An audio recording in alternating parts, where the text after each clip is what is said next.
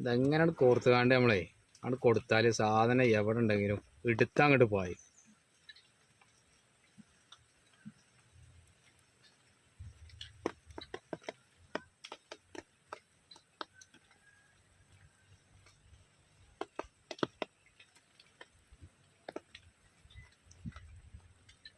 കിടക്കണില്ലല്ലോ ആൾക്കാർ, അവിടുത്തെ വന്ന് മറിഞ്ഞിട്ട്